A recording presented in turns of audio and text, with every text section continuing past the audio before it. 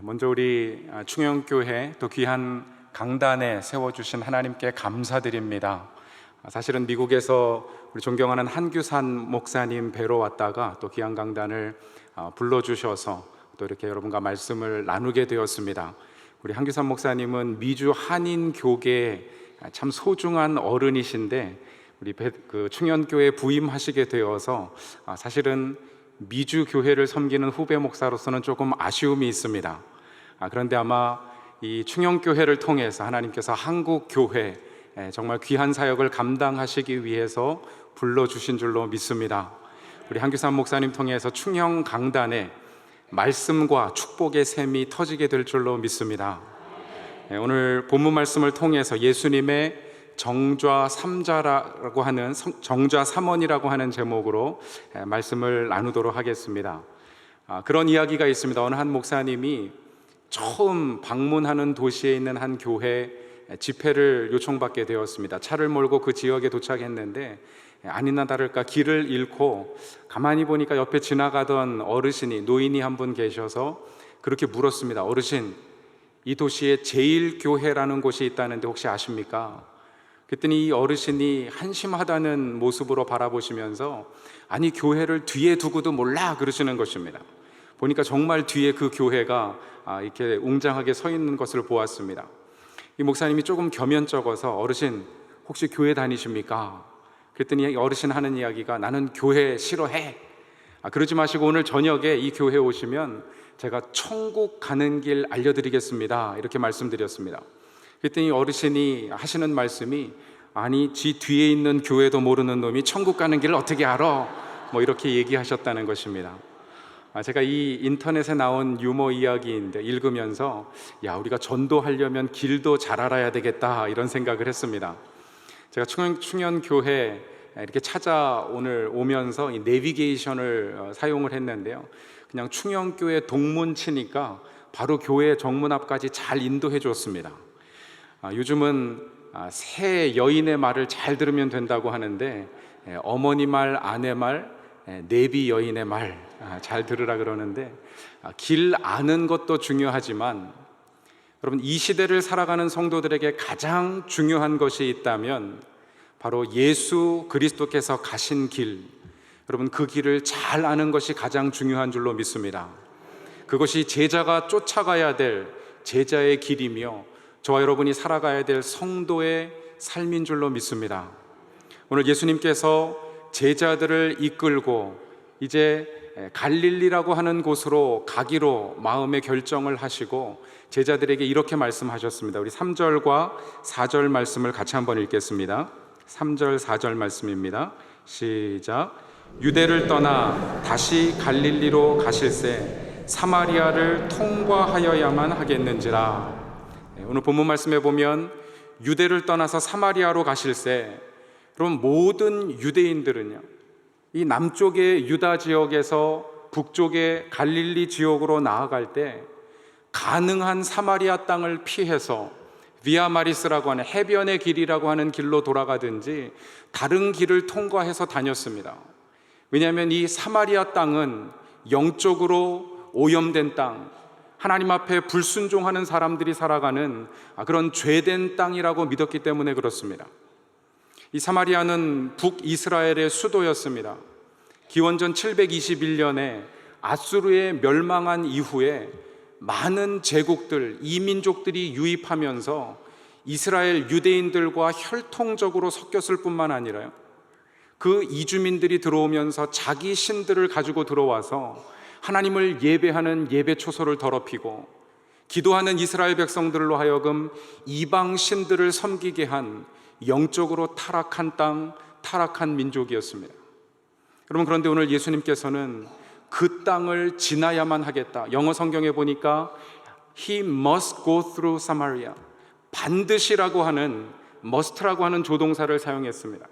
그러면 헬라어 성경에도 보니까 에데이데라고 사용을 하는데 이 데라고 하는 것은 그러나 혹은 왜냐하면 그 앞에 사용된 이 에데이라고 하는 단어가 반드시라고 하는 어떤 의미를 가지고 있습니다. 그럼 성경학자들은 이 요한복음 기자가, 이 사도 요한이 이 요한복음을 기록하면서 예수님께서 사마리아를 통과해야 되겠다라고 하는 그 강한 의지를 표현하기 위해서 도치해서 사용했다. 데에데이, 그러나 반드시라고 사용하지 않고 반드시 그러나라고 문장을 도치해서까지 강조했다, 이렇게 표현하고 있습니다. 여러분, 예수님은 그 사마리아 땅으로 가야 할 만한 이유를 가지고 계셨습니다. 여러분, 이스라엘 백성들 유대인들이었습니다. 예수님의 제자들 12명도 유대인들이었습니다.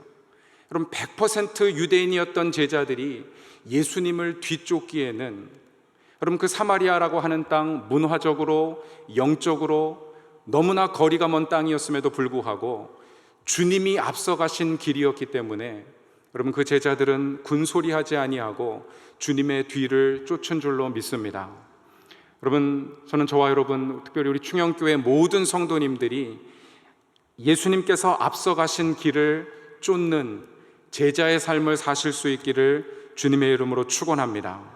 여러분, 때로는 예수님께서 우리가 가장 가고 싶지 않은 길, 가장 만나고 싶지 않은 사람들을 만나도록, 또 그 길을 가도록 부르실 때가 있습니다.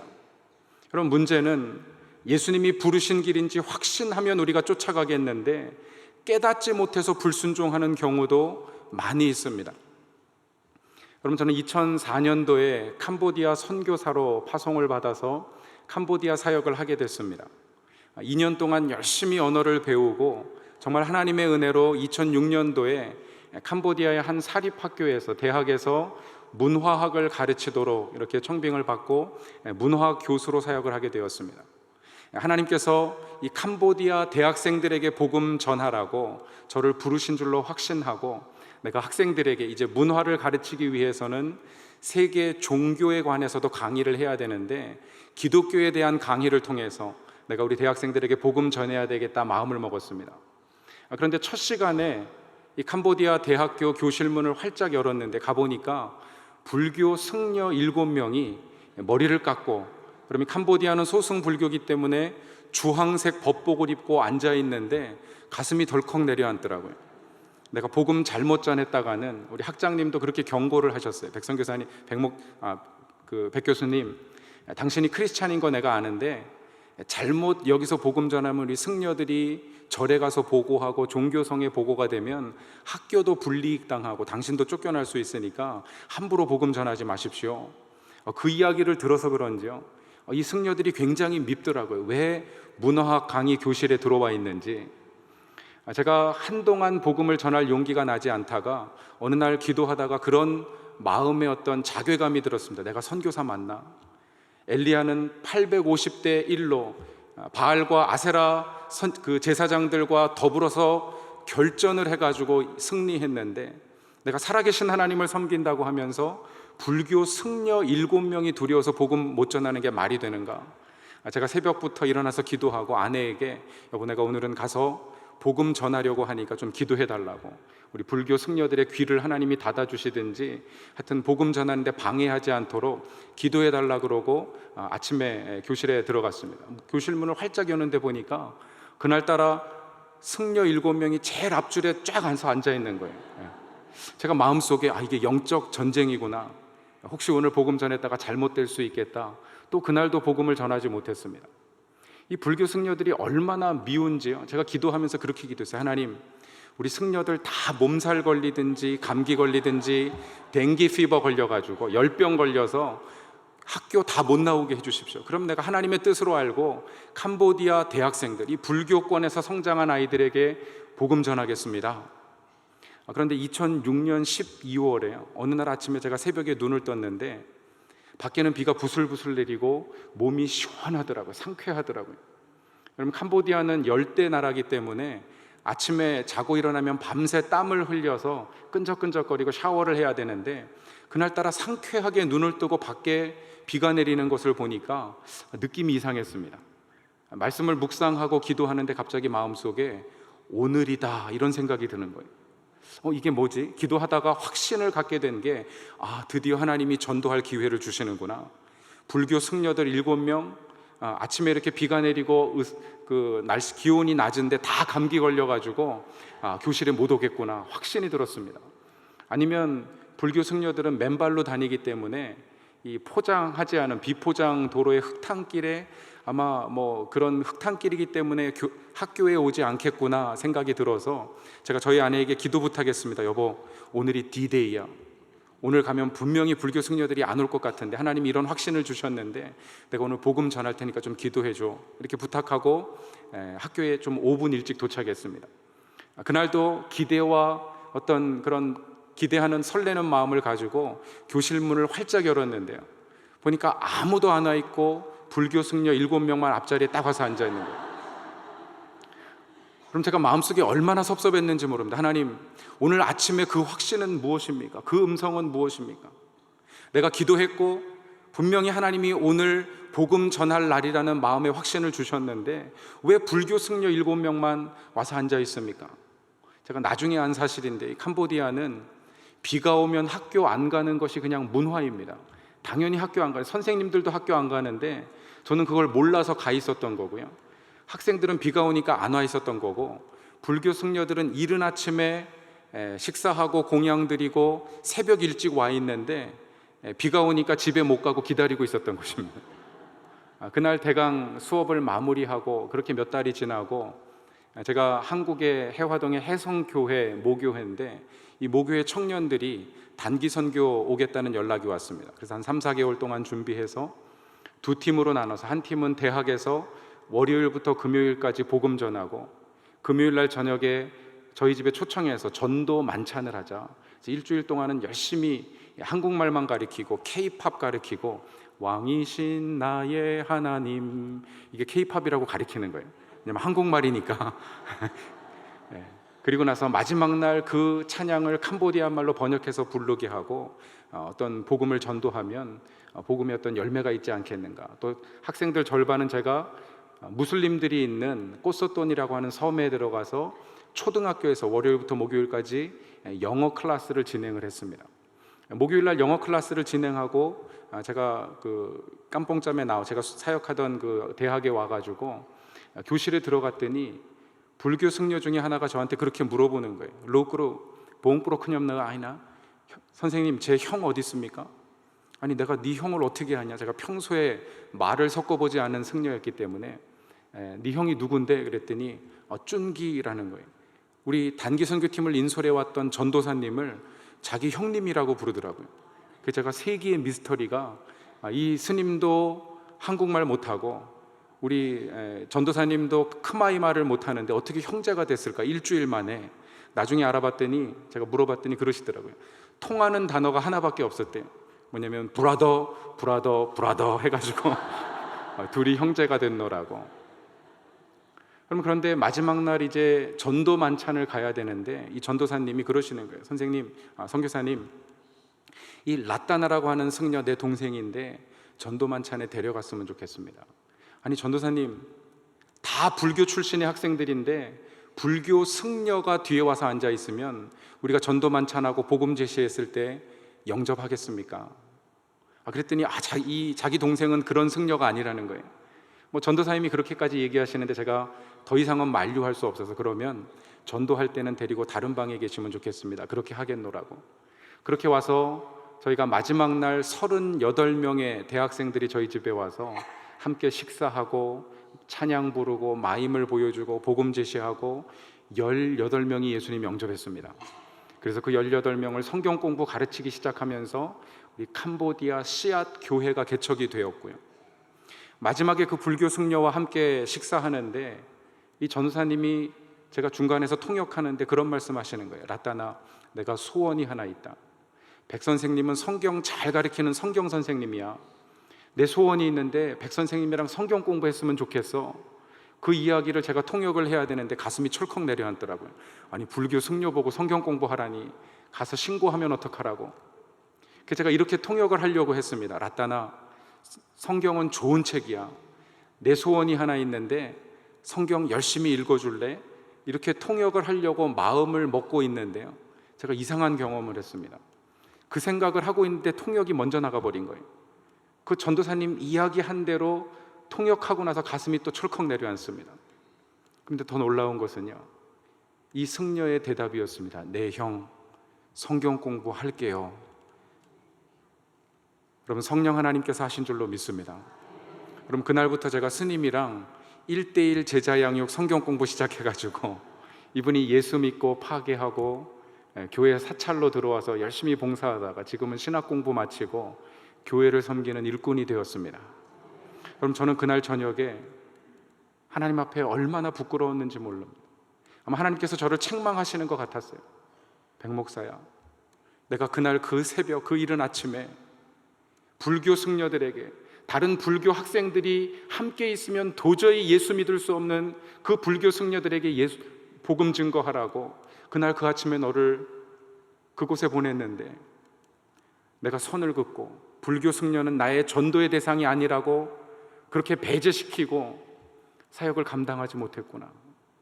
그럼 제가 하나님 앞에 얼마나 부끄러운지 눈물을 흘리면서 회개하고요, 제가 남은 선교 사역 기간 동안 하나님, 내가 다시는 사람을 배제시키고 선을 긋고 내가 만나야 될 사람, 만나지 말아야 될 사람, 내 선교의 대상, 내가 전도하지 않아도 될 사람 구분하지 아니하고 내가 주의 복음 증거하겠습니다. 귀한 사역을 감당하게 되는 계기가 되었습니다. 여러분, 하나님 앞에서 가장 큰 죄가 무엇인가? 그럼 제가 깨달았는데, 사람을 배제시키는 것, 구분하는 것, 내가 상종하지 말아야 될 사람이라고 생각하는 것, 그럼 그것이 하나님 앞에 죄라고 하는 사실입니다. 왜냐하면 모든 사람은 구원받아야 할 하나님의 형상으로 지음받은 하나님의 자녀들이기 때문에 그렇습니다. 사랑하는 충영교회 성도 여러분, 혹시 우리 마음속에 내가 복음 전하지 않아도 될 사람, 내가 말을 섞고 교제하지 않아도 될 사람, 그렇게 배제하고 미워하고 불편한 관계가 있다면 이 시간 앞서가신 예수 그리스도를 뒤쫓아 화해와 회복의 역사가 여러분의 삶에 있기를 주님의 이름으로 축원합니다. 그럼 오늘 본문 말씀에 보면 예수님께서 사마리아로 나아가신 이유가 그 사마리아 땅 수가성에 가슴이 무너진 한 여인을 회복하시기 위해서 그 땅에 찾아가셨습니다. 오늘 본문 말씀을 통해서 이 여인의 상처가 무엇인지, 예수님께서 어떻게 이 여인을 회복시키셨는지 우리가 간단히 살펴보도록 하겠습니다. 여러분, 이 여인에게는 세 가지 종류의 상처가 있었습니다. 첫 번째 상처는 무엇이냐면 남자들에게 받은 관계적인 상처입니다. 그럼 본문 18절 말씀에 이렇게 이 여인이 대답합니다. 우리 같이 한번 읽겠습니다. 18절 말씀입니다. 시작. 너에게 남편 5이 있었고 내 말이 참되도다. 여러분, 예수님께서 이 여인에게 뭐라고 말씀하시냐면 너에게 남편 5이 있었다라고 이야기하고 계십니다.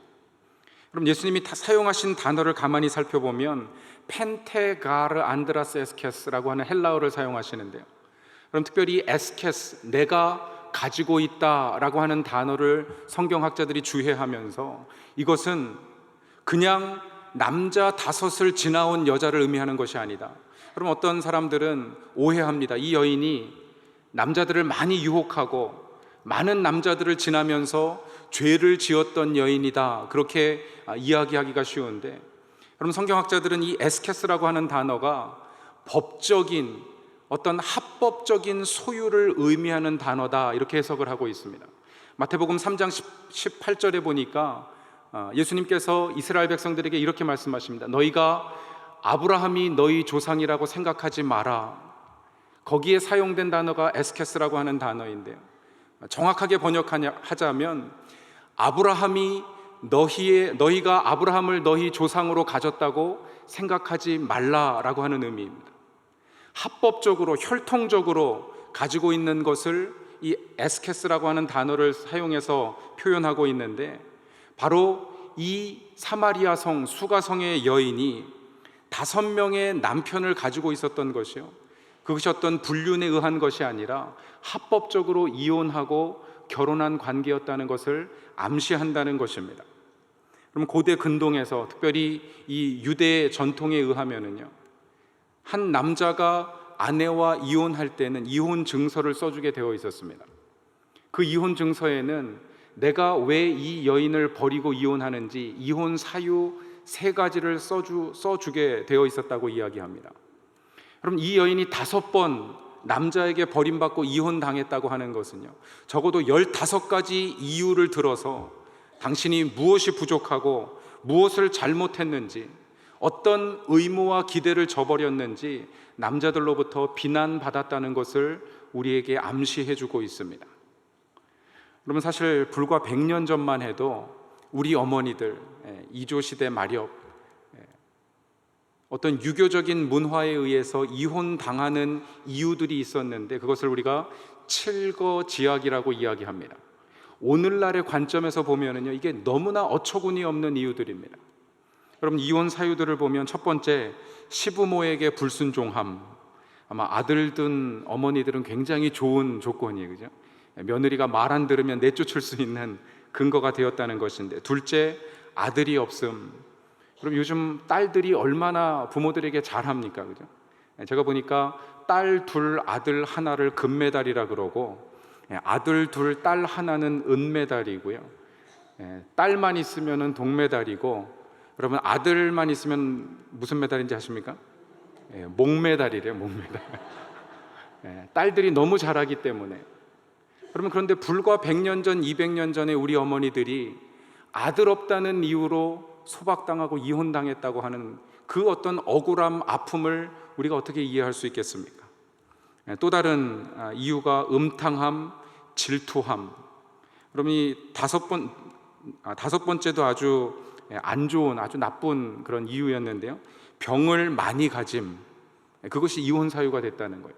건강할 때나 병들 때나 결혼 소약을 하고 나서 병들었다고 아내를 버리는 그런 시대였습니다. 이 6번째가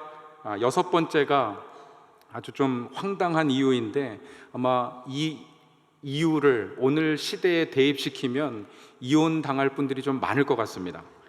이 6번째가 뭐냐면 말이 많음.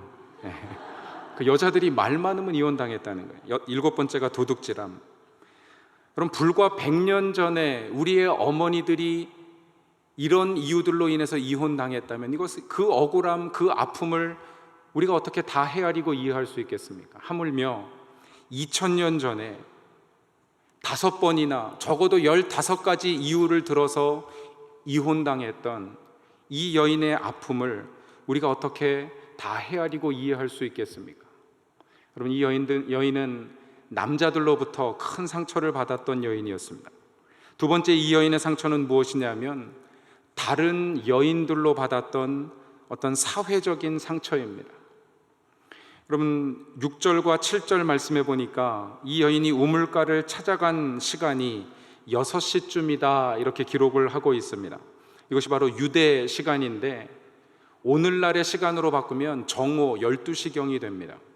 그럼 제가 캄보디아에서도 보면 이 열대 적도에 가까운 지역이기 때문에 12시부터 2시까지는 낮잠 시간입니다. 보통 이른 아침에 하루를 시작해서 11시 정도, 10시 반 정도 되면 집에 가서 점심을 해 먹고 12시부터 2시까지는 오침을 하고, 그리고 2시 이후에 관공서도 문을 열고 일을 하는데, 남미에도 그런 지역이 많습니다. 시에스타라 그래서 정오에 쉬는 문화가 있는데, 아마도 광야 지역이었던 이스라엘에도 이 정오라고 하는 시간은 모두가 쉬는 시간이었던 것 같습니다.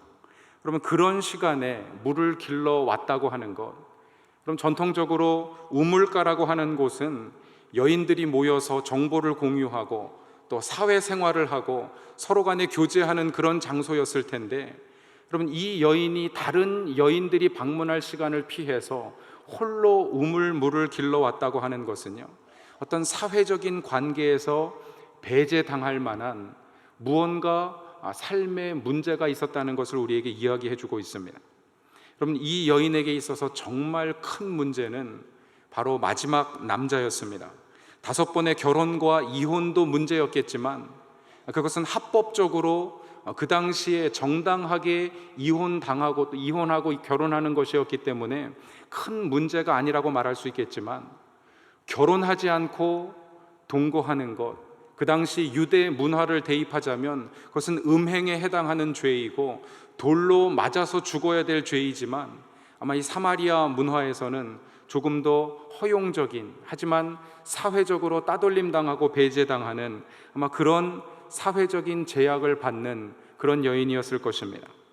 그래서 정오에 아무도 없는, 아무도 만날 기대하지 않을 수 있는 그런 시간에 우물가에 나아갔다가 바로 예수님을 만나게 된 것입니다.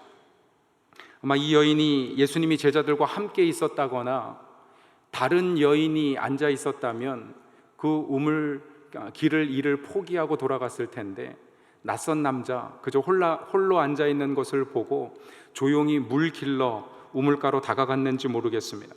그런데 그곳에서 예수님 만남으로 말미암아 오늘 놀라운 치유와 회복의 역사가 있게 된 것입니다. 여러분, 세 번째 상처는 바로 종교적 영적인 상처였습니다. 사마리아의 이 여인, 남자들에게 또 여자들에게 관계적인 사회적인 상처를 가지고 있었는데, 여러분, 그런 어떤 고독감 가운데 가장 큰 상처는요, 이 여인이 하나님께 나아가서 기도하고 싶지만 기도할 수 없었던 것입니다. 어느 곳에 가서 예배하고 기도해야 하나님이 들으실지를 알 수 없었던 것입니다. 그래서 오늘 본문 20절 말씀에 보니까 우리 조상들은 이 산에서 예배하였는데 당신들의 말은 예배할 곳이 예루살렘에 있다 하더이다. 도대체 어느 곳에서 예배해야 하나님을 만나고 하나님께서 내 삶의 문제를 해결해 주실 수 있는지 영적인 갈급함을 가지고 있었습니다. 여러분, 그런 여인을 유대인들은 사마리아인이라고 배척하고 멸시하고, 아마 사마리아 사람들조차도 그 여인에게 아마 그렇게 이야기했을지 모르겠습니다. 당신이 그런 질문할 자격이나 있습니까? 그런 죄를 짓고 하나님 앞에 나아가서 기도하겠다고요? 사람들이 멸시하고 비난했을지 모르겠습니다. 여러분, 사람들은 그렇게 배척하고 멸시하고 비난하지만 그런 여인을 우리 주님께서 찾아가 주셨습니다. 여러분, 우리 과거와 현재 우리 삶에 어떤 문제, 죄와 허물이 있다 할지라도 주님께서 저와 여러분 찾아와서 이 사마리아 여인에게 하셨던 것과 같이 우리 삶을 회복시키시고 치유하실 줄로 믿습니다. 여러분, 이 여인이 어떻게 주님으로부터 치유와 회복을 경험했는가? 예수님께서 이 여인과 많은 대화를 나누시면서 특별히 세 마디 말씀으로 이 여인의 마음을 두드리시고 열어주시고 치료해 주셨습니다. 오늘 그래서 설교 제목을 정좌삼언이라고 정했습니다. 우물 곁에 앉으셔서 예수님이 이 여인에게 던지신 세 마디 말씀, 제가 가상칠언에서 따온 것인데요, 여러분, 이 세 마디 말씀 저와 여러분을 향하신 말씀인 줄로 믿습니다. 우리에게 맡겨주신 말씀인 줄로 믿습니다. 우리가 이 세상에 나아가서 이 예수님의 말씀을 통해서 치유하고 회복하는 사역을 감당해야 할 줄로 믿습니다. 여러분, 이 말씀을 세 가지 말씀을 살펴보고 오늘 말씀을 정리하도록 하겠습니다. 첫 번째 말씀은 무엇이냐면, 같이 한번 따라하겠습니다. 물 좀 달라. 우리 7절 말씀 같이 읽겠습니다. 시작. 사마리아 여자 한 사람이 물을 좀 달라 하시니, 예수님이 물 좀 달라고 하셨습니다. 물론 예수님이 행로에 고나고 지치셨고 그 당시에 우물이라고 하는 것이 아주 깊은 우물이었기 때문에 물 길을 두레박이 없어서 물을 마실 수 없었습니다. 그래서 이 여인에게 물을 달라고 이야기하셨을 때 타는 갈증을 해결하기 위해서 물을 달라고 하셨겠지만, 여러분, 신학자들이 이 본문을 묵상하면서 뭐라고 이야기하냐면, 예수님이 단지 물 얻어먹기 위해서 그 여인에게 말씀하신 것이 아니라 이 여인에게 말씀을 건네신 사건 자체가 이것은 놀라운 일이다. 여러분, 요한 복음은 이렇게 시작합니다. 태초에 말씀이 계시니라. 그 말씀이 하나님과 함께 계셨으니 그 말씀은 하나님이시라. 말씀이신 주님께서 사마리아인이었고 여인이었고 그것도 죄인이었던 이 수가성의 우물가의 한 여인에게 말씀을 건네신 것은요, 어떤 유대인도 사마리아인들도 말을 섞지 않았던 그 여인에게 말을 건네신 것은 자기 자신을 내어주시는 사건이었다.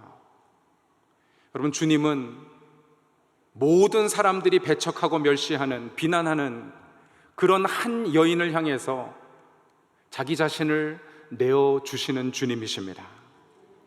여러분, 주님은 가장 외롭고 고통스럽고 누구에게도 의지하고 말할 수 없는 우리 인생의 가장 낮은 그 자리, 가장 고통스러운 그 자리에 찾아오셔서 자기 자신을 내어주시는 주님이신 줄로 믿습니다. 그럼 그 주님 만날 때 참된 치유와 회복의 역사가 나타나게 되는 것입니다. 그럼 저는 성도와 교회의 역할이 여기에 있다고 믿습니다. 여러분, 세상에 나아가서 교회가 이 땅에서 감당해야 될 사역이 무엇인가? 여러분, 아무도 만나주지 않는 사람들, 누구나 배척하고 멸시하는 사람들, 이 사회에서 가장 소외되고 어떤 고통당하는 이웃들을 찾아가야 할 책임이 바로 저와 여러분에게 있다고 하는 사실입니다. 여러분, 저는 우리 충현교회가 정말 우리 한국 사회 가장 소외된 곳, 가장 그늘진 곳을 찾아가는 믿음의 공동체 되실 수 있기를 주님의 이름으로 축원합니다. 그것이 주님께서 찾아가신 사마리아의 길이었습니다. 그럼 두 번째로 주님께서 이 여인에게 던지신 말씀은 같이 한번 따라하겠습니다. 내가 옳다. 우리 17절 말씀을 같이 읽겠습니다. 시작. 여자가 대답하여 이르되 나는 남편이 없나이다. 예수께서 이르시되 내가 남편이 없다 하는 말이 옳도다. 내가 옳다 말씀하셨습니다. 그럼 사실 이 여인의 대답을 액면가로만 놓고 보면 이 여인이 참 남편이 없다고 하는 이야기가 참말입니까? 거짓말입니까? 거짓말로 볼 수도 있고 참말로 볼 수도 있습니다. 아니, 남편이 5이나 있었고 지금도 누군가랑 같이 살고 있는데 그 남자 데리고 오면 되지. 여러분, 이 여인이 남편이 없다고 이야기한 이유가 있습니다. 또다시 남편에 관한 이야기를 다 이야기해가지고 비난받고 싶지 않았을 것입니다. 그냥 조용히 예수님을 떠나고 싶었을 것입니다. 그냥 둘러대기 위해서 남편이 없다고 이야기했는데 예수님은 시비를 따지지 않으셨습니다. 예수님은 이 여인의 말에 어떤 그 액면가만 놓고 시비를 따지기보다 그 여인의 삶을 이해하셨습니다. 왜 그렇게밖에 이야기할 수 없는지 오히려 주님이 설명해 주셨어요. 아마 이 여인은 깜짝 놀랐을 것입니다. 본인도 생각하지 못했던, 그저 이 상황을 모면하고 피해가기 위해서 남편이 없다고 이야기한 것인데 예수님께서 내가 전에 남편 5을 가졌고 지금 함께 있는 자도 남편이 아니니 그렇게 말하는 것이 옳도다.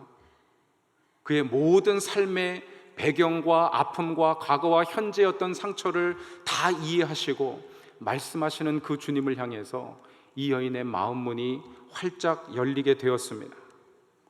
여러분, 주님께서 그렇게 말씀하신 이유는요, 사마리아의 다른 사람들처럼 이 여인을 비난하고 멸시하기보다 그 마음을 위로하고 그 마음을 치료하시기 위해서 주님은 시비를 따지기보다 그녀의 삶을 이해하셨습니다.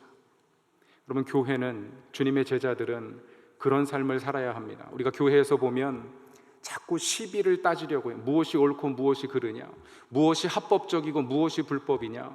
물론 중요한 이야기입니다. 하지만 정말 주님께서 가신 길을 따르는 제자라면 왜 그렇게 반응하는지, 왜 저 사람이 그렇게 이야기하는지 그 배경을 이해하고 품어주고 용납하는 주님과 같이 넉넉한 가슴을 가지실 수 있기를 주님의 이름으로 축원합니다. 그럼 마지막으로 예수님께서 이 여인에게 하신 말씀은 내가 그라라고 하는 말씀이었습니다. 이 여인이 예수님을 선지자로 이해하고 19절에 오늘 25절 26절 말씀에 이렇게 질문하고 있습니다. 우리 같이 한번 읽겠습니다. 25절 26절 말씀입니다. 시작. 여자가 이르되 메시아 곧 그리스도라 하는 이가 오실 줄을 내가 아노니 그가 오시면 모든 것을 우리에게 알려주시리이다. 예수께서 이르시되 내게 말하는 내가 그라 하시니라. 내가 그라라고 말씀하셨어요. 3인칭 어떤 그 대명사를 사용하셨습니다. 영어 성경에도 보니까 He who speak to you am he. 너에게 말하는 그가 바로 나다라고 말씀하셨습니다. 다 3인칭 남성 단수형 대명사가 사용이 되었는데, 그럼 헬라어 성경에 보니까 조금 다른 표현을 사용하고 계십니다. 3인칭, 인칭 대명사가 사용이 안 되었는데요, 예수님께서 뭐라고 얘기하시냐면 레게이 아우토호 헤수스, 예수님께서 그 여인에게 말씀하시기를 에고 에이미. 여러분, 헬라어로 에고 에이미는 영어로 I am이라고 하는 뜻입니다. 나는 스스로 있는 자니라. 창세기 3장 14절에 모세에게 하나님께서 주셨던 이름 예흐바, 나는 스스로 있는 자니라, I am who I am 이라고 하는 이름을 예수님께서 이 여인에게 말씀하신 것입니다. 여러분, 예수님은 12 제자들이 예수님을 쫓고 그들도 메시아를 기대하고 기다리고 있었지만 한 번도 에고 에이미의 이름으로 제자들에게 자신을 드러내지 않으셨습니다. 여러분, 그런데 이 여인이 메시아가 오시면 우리에게 모든 것을 알려주실 것입니다, 간절한 마음으로 상한 심령으로 주님을 기다리고 있다는 사실을 아시고서 그녀에게 자기 자신을 드러내셨습니다. 에고 에이미, 내가 그라. 여러분, 그 온전한 참된 하나님의 아들 되신 하나님이신 주님을 만날 때 우리 삶에 회복과 치유의 역사가 일어나게 될 줄로 믿습니다. 여러분, 교회는 그 주님을 증거해야 되는 것입니다. 여러분, 3가지 말씀, 물 좀 달라, 내가 옳다, 내가 그라, 저와 여러분의 언어가 되실 수 있기를 주님의 이름으로 축원합니다. 여러분, 저는 기도합니다. 우리 충현교회가 정말 우리 한국 사회 어둡고 소외된 많은 이웃들을 향해서 빛과 소망 대신 에고 에이미 대신 스스로 계시는 참된 하나님 되시는 예수 그리스도를 증거하는, 그리고 그리스도의 사랑을 온전하게 증거하는 믿음의 공동체 되실 수 있기를 주님의 이름으로 축원합니다.